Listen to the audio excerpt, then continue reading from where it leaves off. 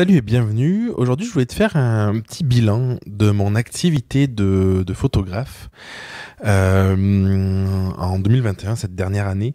C'est vrai que sur le podcast, j'ai prévu de pas mal d'interviewer des photographes inspirants, en tout cas qui m'inspirent, des personnes qui ont quelque chose à apporter, un regard particulier, novateur ou juste différent du mien.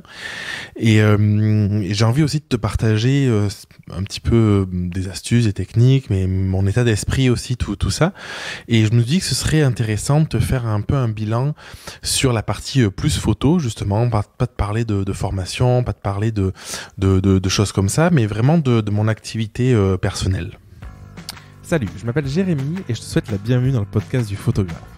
Je te propose de t'inspirer pour transformer tes images et toute ta vie. Grâce aux interviews d'invités de prestige et avec mes propres retours d'expérience, j'ai à cœur de t'aider à créer des photos qui te ressemblent, des photos fortes en émotion, afin que tu puisses bâtir une entreprise qui met en son centre l'expérience client et aussi qui tu es vraiment. Sur le podcast, on parle photo, tu l'auras compris. Il est aussi question d'état d'esprit, de vision, de marketing, de business ou encore de créativité. Je suis photographe depuis 2012 et j'ai choisi en 2016 d'élargir mon activité en partageant tout ce que j'avais appris et expérimenté ces dernières années au travers de contenus en ligne et de formations. En 2020, j'ai passé une autre étape en créant la Grao Academy, le premier programme d'accompagnement qui aide les photographes à se créer une entreprise pleinement alignée. Et pour tout te dire, j'en suis vraiment extrêmement fier. Maintenant, revenons au podcast du jour, je te souhaite une très belle écoute. Alors, ce qu'il faut que tu saches, avant d'aller plus loin, avant de poursuivre, c'est que je suis à mon compte depuis 2012.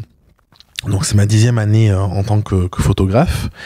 Avant ça, en fait, j'avais commencé avant à me lancer en faisant quelques séances par-ci par-là. Je faisais déjà pas mal de photos dans un photoclub et tout ça. Et avec le temps, j'ai développé la partie formation en ligne. La formation en ligne et puis après le coaching et puis aujourd'hui j'ai la Grao Academy avec un cursus pour les photographes. En 2020, ce qui s'est passé, c'est que j'ai eu vraiment besoin de faire une pause. Ça faisait du coup, c'était ma 8e, 9e année. J'ai eu vraiment besoin de faire une pause dans la photo parce que je savais plus ce que je voulais vraiment faire, ni pourquoi je voulais le faire. Je savais que je voulais plus faire que de la photo. Mais du coup, j'étais un peu perdu. Et du coup, ça, c'est quelque chose, si toi, tu sens que t'es un peu perdu, ça vaut le coup parfois de mettre un petit cran d'arrêt, là, de se poser, de se dire qu'est-ce que je veux vraiment pour ma vie. Et du coup, pendant plusieurs mois, déjà, j'ai pris la décision d'arrêter le mariage, d'arrêter toutes les séances. Et pendant plusieurs mois, je pense, 5 mois, 6 mois, j'en ai plus fait. Et du coup, ça m'a fait vraiment du bien. Je pense que voilà, ça faisait des années, j'avais besoin de souffler. Puis j'avais surtout d'autres envies, d'autres projets. Puis je me suis rendu compte que la photo, ça me manquait. C'est quelque chose qui me manquait parce que j'aime ça, j'aime prendre des photos, j'aime être avec mes clients, j'aime capturer ces images, créer ces moments et tout ça. Mais du coup, j'avais pas envie de repartir comme avant parce que déjà j'avais plus le temps, j'avais développé d'autres choses à côté. Et puis du coup, il y avait des choses qui me nourrissaient plus. Par exemple, le mariage. Autant j'adorais le mariage, le moment présent avec les mariés, les invités, tout ça, le reportage, mais tout ce qui était avant, la prospection, les rendez-vous, tout ce qui était après, ça me nourrissait beaucoup moins. Et surtout, le point le plus négatif, le plus bloquant, c'est que ça me banalisait des week-ends. Du coup, c'était au détriment de ma famille. Et c'est une époque où j'ai eu mon fils en 2019, j'ai eu ma fille là en 2021 et on avait comme projet peut-être d'avoir un autre enfant. Donc c'était vraiment une époque où je me disais je veux plus en fait passer mes week-ends et puis après passer du temps pour le mariage parce que c'était devenu trop chronophage. Et ça c'est un bon indicateur d'ailleurs. Si tu te demandes est-ce que je dois poursuivre, pas poursuivre, qu'est-ce qui se passe, si tu sens que c'est trop contraignant, qu'il y a trop de friction ou que voilà, rien que le fait de te poser la question a priori c'est qu'il y a quelque chose soit qu'il faut arrêter, soit qu'il faut transformer, changer, modifier ou en tout cas réévaluer. C'est des questions à te poser. Et du coup, courant 2020, ça a commencé, et puis surtout après début 2021, donc il y a maintenant un an, je me suis vraiment posé la question de, ok, j'ai envie de reprendre la photo, mais qu'est-ce que j'ai envie de faire vraiment? Et en fait, j'ai commencé la photo il y a peut-être une quinzaine d'années, en faisant du portrait. Je faisais des portraits de mes amis, je faisais des portraits après de personnes comme ça, donc au début c'était juste un kiff, un plaisir, et je me suis dit en fait aujourd'hui, dans ce que j'ai envie de proposer, le portrait, c'est ce qui m'attire le plus et c'est ce qui est le plus aligné, le plus connecté, parce que du coup, pour moi, en tout cas, être dans une session de coaching dans la Graou, en coaching individuel par exemple, ou être dans une séance photo, c'est la même chose. C'est-à-dire que j'ai le sentiment, bien sûr que c'est pas la même chose dans la forme, par contre dans le fond, j'ai le sentiment d'être la même personne et d'utiliser de la même manière mes forces. Et ça, c'est quelque chose d'important, c'est que du coup, je trouve que quand on arrive à utiliser pleinement qui on est, quand on arrive à comprendre ce qu'on a à apporter à l'autre, et qu'on arrive à le mettre au centre de sa démarche aussi, parce que c'est pas tout de l'identifier, le conscientiser, après il faut le mettre en mouvement et l'intégrer pleinement dans ce qu'on fait. Bah, du coup, tout a plus de sens, tout est plus simple. Et du coup, le portrait, c'est vraiment le truc qui m'animait profondément et que je voulais conserver. Et du coup, je me suis dit, je veux pas faire du portrait comme je faisais avant. C'était déjà chouette, mais j'avais une démarche qui était préétabli, on va dire, avec le temps. Mais je me suis dit, quitte à me relancer dans quelque chose et quitte à faire quelque chose que j'aime, j'ai envie d'être pleinement moi. J'ai envie de mettre pleinement qui je suis dans cette prestation. Et ça, tu vas voir, c'est un truc intéressant, c'est que souvent, on a tendance à définir ses prestations, ses services, par rapport à ce que font les autres, ou par rapport à un standard un peu du secteur, des choses comme ça. Moi, c'était clair que pour moi, je voulais pas faire une séance pour faire une séance. J'ai vraiment envie de créer une expérience, parce que je suis persuadé, et c'est ce que j'expérimente du coup, quand on crée une expérience, on se démarque. Je crois pas réellement à la concurrence, enfin elle peut exister sous certaines formes, pardon, mais je pense qu'à partir du moment où tu mets de toi et où tu as une expérience juste qui est pas comparable, en fait il n'y a pas de concurrence à avoir. Après il y a des gens qui seront prêts à venir vers toi ou pas, en fonction de si ça résonne ou pas, en fonction de tes valeurs, en fonction peut-être du budget aussi, il y a plein de paramètres qui rentrent en jeu, mais en tout cas si t'es unique dans ce que tu fais et si t'es connecté à qui tu es profondément, il y a quasiment aucune chance, voire aucune du tout, que quelqu'un puisse arriver à faire la même chose. Après, il faut arriver à le communiquer, tout ça. Bon, c'est une autre histoire, c'est pas le sujet du podcast. Et du coup, je me suis concentré vraiment sur la partie portrait. Et en fait, cette année, en 2021, en termes de photos, les seules choses que j'ai fait, c'est du portrait. Et du coup, c'est chouette parce que ce que j'ai pu expérimenter grâce à ça, c'est que plus tu te concentres et plus tu te focalises sur un domaine, c'est ce qui m'a fait... J'ai fait une masterclass récemment, il y a déjà peut-être 1 ou 2 mois, je sais plus, où justement je disais l'importance de se spécialiser parce qu'en fait, tu n'auras jamais une image de marque et une expérience aussi forte, aussi poussée, aussi avancée, aussi vendeuse soit-elle, que lorsque tu es spécialisé dans un domaine et que tu le pratiques régulièrement. En fait, forcément, si tu fais 5 séances par mois ou 10 séances par mois et que c'est 10 séances dans la même catégorie, dans le même truc, tu vas peaufiner ta démarche, tu vas peaufiner ton regard, tu vas peaufiner ton expertise, ton expérience, tout ça, et tu vas forcément beaucoup plus progresser que si un coup tu fais une séance couple, une séance amie, un mariage, et puis un peu de corpo, et puis un peu ci, un peu ça, de la photo animalière. Forcément, tu vas progresser aussi, mais de manière beaucoup plus limitée dans chaque domaine. Alors que si tu es tout le temps constamment, par exemple, si tu fais des photos de grossesse et que tu fais que des photos de grossesse et tout le temps, bah, du coup, tu vas affiner ton œil, tu vas affiner ton regard, tu vas comprendre aussi ce que les futures mamans ou les mamans actuelles qui attendent un second, un troisième enfant ou plus, ce qu'elles cherchent, ce qu'elles ont besoin. Et moi, c'est exactement ce qui s'est passé pour le portrait.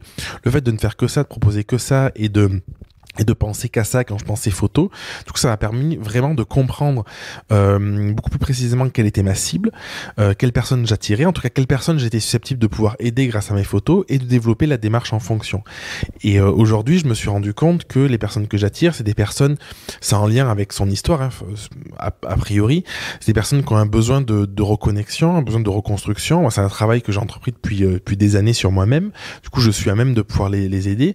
Et après, tout le travail de l'année, ça a été de structurer ma démarche pour que l'expérience vécue par mes clients, par mes clientes, soit la plus incroyable possible et la plus personnalisée possible. C'était ma volonté. Du coup, j'ai un guide aujourd'hui pour préparer mes séances. J'ai une séance d'introspection avant la séance. Ça me permet comme une séance de coaching, d'avoir un vrai échange pour commencer à comprendre la personne, commencer à la faire cheminer. Il y a un aspect très photothérapeutique dans les photos que je prends, mais derrière l'aspect photothérapie, c'est pas juste la prise de vue pour moi, c'est pas juste la séance.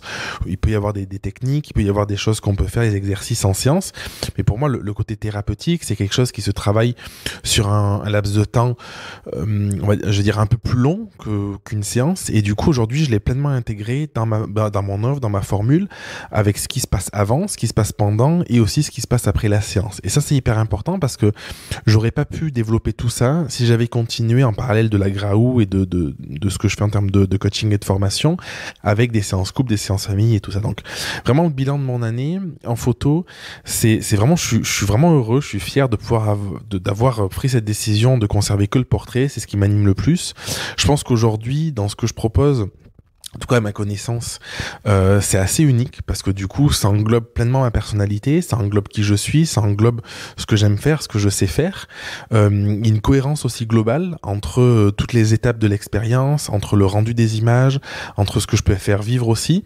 Ça m'a permis aussi de prendre le temps de me rendre compte que un des besoins que les personnes avaient, c'était de pouvoir avoir accès de temps en temps à certains vêtements, parce que il y a des personnes les personnes que j'attire, c'est des personnes qui sont en manque de confiance, qui sont en reconstruction, qui ont des questionnements autour de leur vie, qui peuvent être, il y en a certaines qui viennent de se faire larguer, ou qui sont en séparation, ou qui prennent conscience qu'elles se sont sacrifiées toute leur vie pour l'autre. L'autre, ça peut être les enfants, le conjoint, la famille, les amis, peu importe.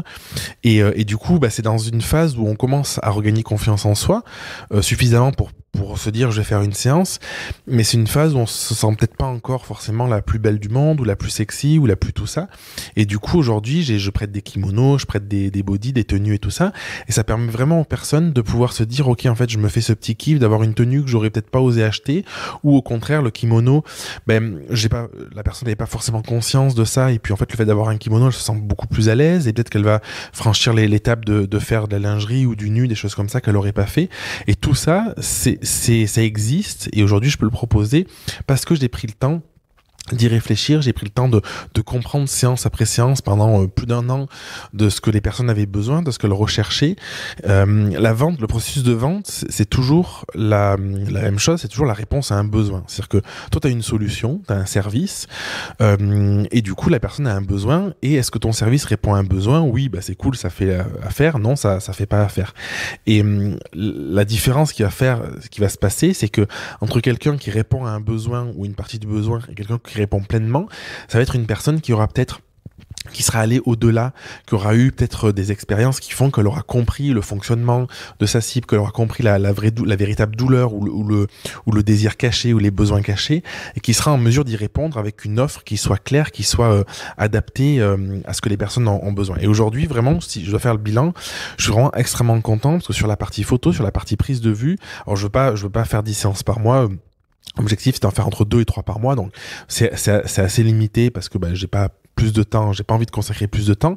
Par contre, je sais que dans ces séances-là, je sais le chiffre d'affaires que ça va me ramener, je sais que je peux me vendre aussi avec un prix beaucoup plus élevé que si je proposais quelque chose de beaucoup plus commun ou de moins élaboré.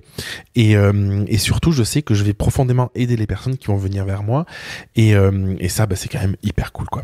Donc voilà, ce que je vais te partager aujourd'hui, sous le regard un petit peu du bilan de mon année, de ce que j'ai pu mettre en place à travers la photographie, c'est vraiment l'idée de t'inviter peut-être pour 2022, pour l'année qui démarre, à te questionner sur qu'est-ce que tu veux vraiment faire. Est-ce qu'il y a des types de prestats que tu as envie de continuer à faire, ou au contraire est-ce qu'il y a des types de prestats tu te dis je l'ai fait mais tu l'as fait pas de la bonne place. Quand je parle de place, c'est souvent en fait on choisit de faire les choses par rapport à un espace. Ça peut être l'espace du cœur, par exemple, parce que ce projet il nous tient profondément à cœur, il nous fait vibrer. Tu vois, dans la Graou, il y a des photographes, par exemple, de famille qui vibrent pleinement ce truc-là parce que elles ont envie de créer ces souvenirs parce que ça fait écho à quelque chose de très personnel, et du coup là c'est l'espace du cœur. Ou à l'inverse, est-ce que on le fait parce que ça sous-entend un revenu, ou parce qu'il y a une blessure, on n'arrive pas à dire non parce que c'est des anciens clients. Enfin, il peut y avoir plein de cas de figure, et dans ce cas-là, ce qui va se passer, et il y a une personne justement qui récemment qui me disait en fait j'ai accepté un mariage, j'avais pas envie de faire un mariage, je l'ai fait pour faire plaisir, c'est dans 1 an et demi, je sais que je vais le regretter, mes prix je vais me dire qu'ils étaient beaucoup trop bas, en plus j'aurais peut-être que ce mariage-là parce que j'ai plus envie d'en faire, et du coup ça va être un calvaire, le post-traitement, je repousse tout le temps ça. Et ça, c'est une réalité. Et en fait, quand tu acceptes des trucs qui viennent d'un espace de la peur, parce que t'arrives pas à dire non, ou parce que t'as peur d'un tas de choses, je sais pas quoi, il faudrait travailler là-dessus, mais bon, tu vois l'idée. Bah du coup, souvent c'est pas très juste. C'est pas très juste pour toi parce que du coup, pour les personnes ça peut être cool parce que du coup tu seras là pour elles.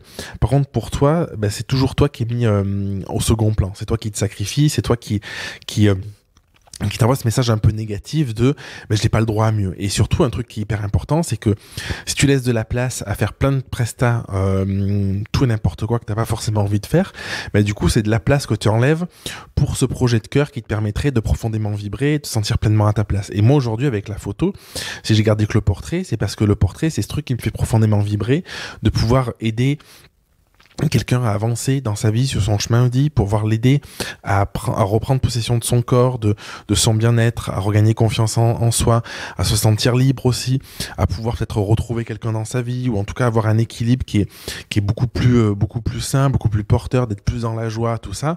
C'est un truc, franchement, ça me fait carrément kiffer. Et si je faisais plein d'autres trucs à côté en termes de photos, j'aurais pas pu développer ce que j'ai développé. Donc voilà le message que je voulais te faire passer aujourd'hui. Je t'embrasse et je te dis à très vite pour un prochain épisode. Merci du fond du cœur d'avoir écouté l'épisode jusqu'au bout. Si ce dernier t'a plu, je serais très heureux que tu laisses un avis et un commentaire sur ta plateforme d'écoute préférée. Et si tu veux aller plus loin, rejoins-moi sur Instagram à @JérémyGuillaumePhoto pour continuer d'échanger et pourquoi pas refaire le monde. Je donne rendez-vous pour le prochain épisode et en attendant, prends soin de toi et continue à kiffer ce que tu fais. Je t'embrasse.